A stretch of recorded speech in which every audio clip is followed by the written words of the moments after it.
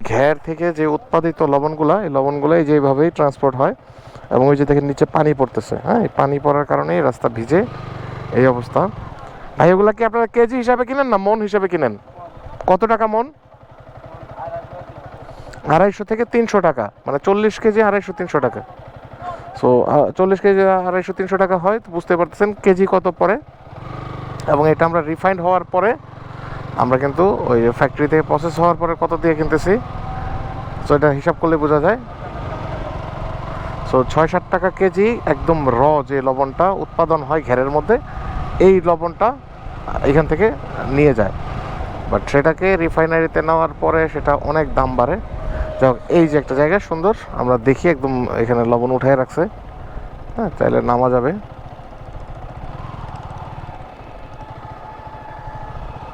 এবং কীভাবে এটা প্রসেস করে এটা খুব কাছে থেকে দেখতে চাচ্ছি। এই যে এইখানে লবণাক্ত পানিটারে সূর্যের তাপে আটকায় রাখছে, এই যেগুলো হচ্ছে বেড এক একটা, এবং আমরা ঘেরের মধ্যে ঢুকে গেছি।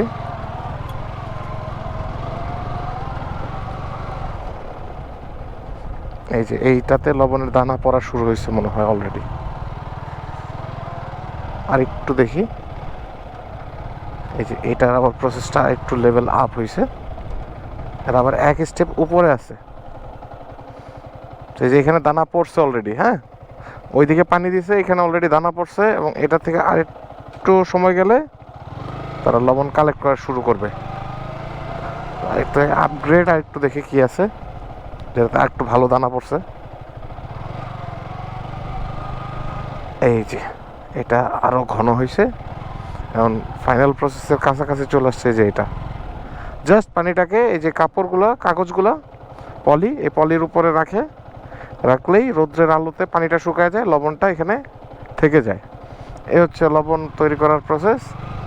অ্যান্ড ঘেরের মধ্যে যে দেখেন আশেপাশে যা দেখতেছেন, বিভিন্ন জায়গায় কিন্তু লবণের স্তূপ। এটা আসলে চমৎকার একটা এক্সপিরিয়েন্স, যে আমি ঘেরের মধ্যে ঢুকে লবণ উৎপাদনের প্রসেসটা দেখতেছি। নর্মালি তো এটা ঢাকা বসে দেখা সম্ভব না, সো একটু অফরোডিং করেই ঢুকা লাগতেছে। আর এই জায়গাগুলো যথেষ্ট পিচ্ছিল, বাট আমার বাইক চমৎকারভাবে সেটা ম্যানেজ করে নিছে। এটা সময় যাবে আর ঘন হবে লবণটা, এবং যখন কালেক্ট করার মতন উপযুক্ত হয়ে যাবে তখন কিন্তু ওরা প্রসেস করে নিয়ে আসবে এখান থেকে। সো একই জিনিস মনে হয় না যাওয়ার দরকার আছে।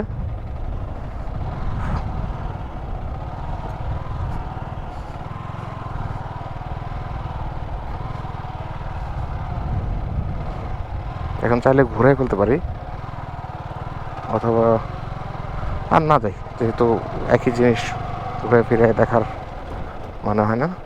আর এখান থেকে রাস্তা একটু বেশি পিচ্ছিল, ভেজা রাস্তায় না যাই।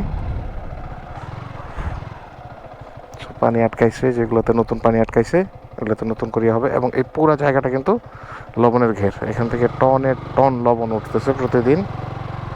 ওইগুলো প্রসেস করে এখান থেকে নিয়ে যেয়ে রিফাইনারিতে রিফাইন করে এটাতে প্রয়োজনীয় ইনগ্রেডিয়েন্টস অ্যাড করে তারপরে হচ্ছে সেটা বাজারে বিক্রির জন্য উপযুক্ত করে। এই জায়গাটা একটু দাঁড়াই দেখি।